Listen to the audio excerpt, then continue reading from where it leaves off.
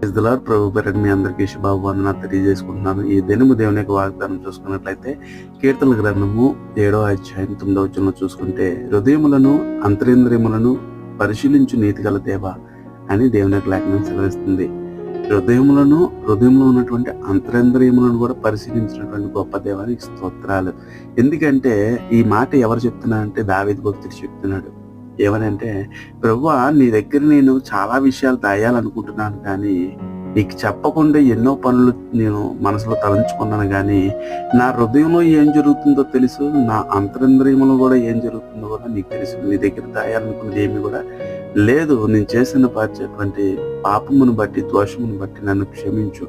నేను అపరాధం చేశాను ఒకని పట్ల అని దావీదు కన్నీరుతో ఏడ్చుచు ములుగుచున్నాడు. ఎందుకంటే ఆయన దేవునికి విరుద్ధమైన పనులు చేశాడు కాబట్టి అటువంటి స్థితిలో మనం మన జీవితాలు ఉండకుండా దేవునికి ఇష్టకరంగా